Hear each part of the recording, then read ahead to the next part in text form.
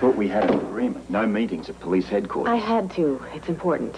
But what if Putnam finds out? I mean, he was acting a little on the weird side last night. I know. Thank heavens you interceded with that idea of a drink and driving me home. You think he suspects? I mean, this is no time to get overconfident. I needed to talk to you, Robert. Where is he? He had some work to do. He's going to be at the library all day. Okay. So what's on your mind? Isn't there something we can be doing while we're waiting to hear from Dr. Borden? Help me refute the evidence that got your old man convicted in the first place. How? Help me come up with a plan, because as I speak to you, this police commissioner doesn't have one.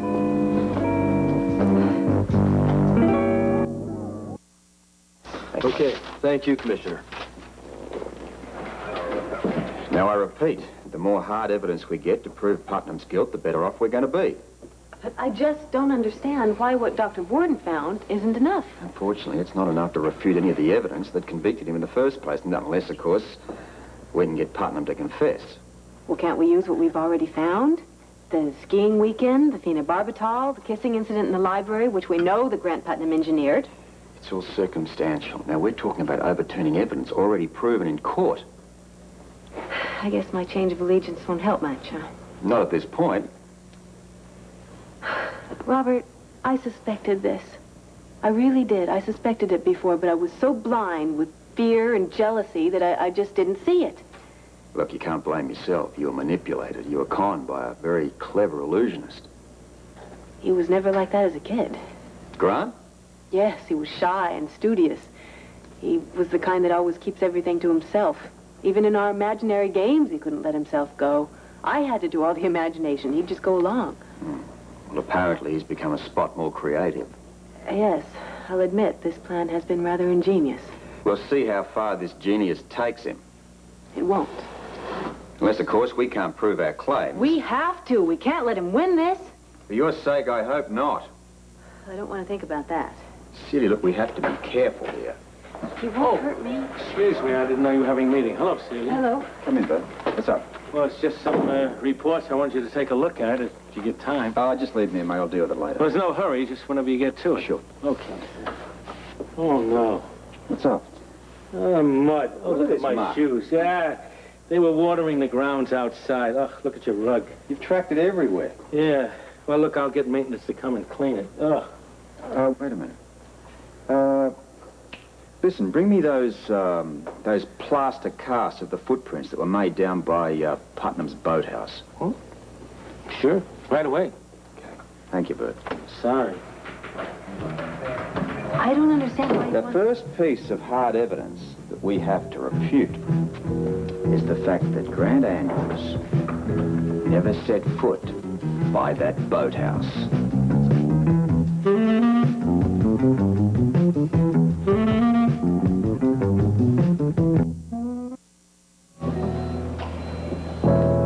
Thought so. What? I should have noticed this before. Here, take a look.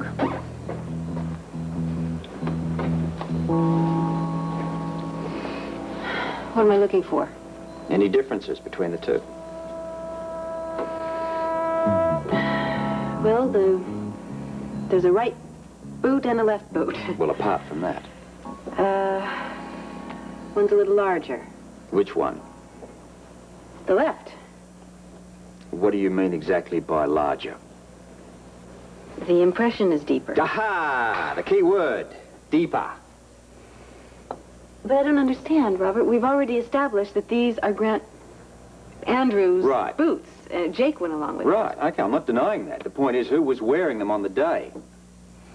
But I don't see how the depth of the impression is going to establish that. But you do agree that the left one is deeper. Significantly deeper. Right. Now, that means that whoever was wearing these boots on the day down by the lake favored his right leg. I see. Grant Andrews ever have a limp? No, he didn't. But Grant Putnam hurt his leg in that skiing accident. Yeah, that's what I remember.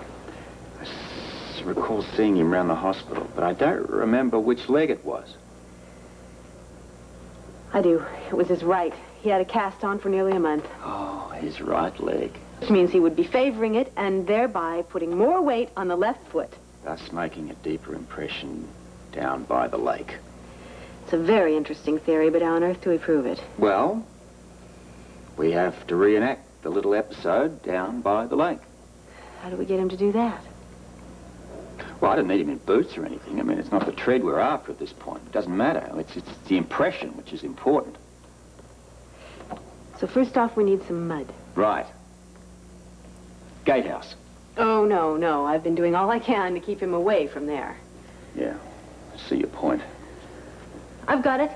The park. I will surprise him at the library with a picnic and the suggestion that we eat it in the park. Right. I'll wet down the area, and then all you got to do is get him to walk through it. Just tell me where. The entrance to the park, there's a bench with some bushes behind it. The first bench you see when you come in? Right. Now, I'll wet down the area, make a nice little quagmire out of it, and then, well, I don't know how you're going to do it. You got to get him to walk through it. 1 o'clock, all right?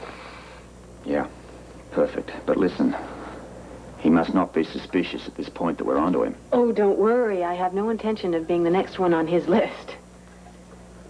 You be careful, Celia. Pray it works.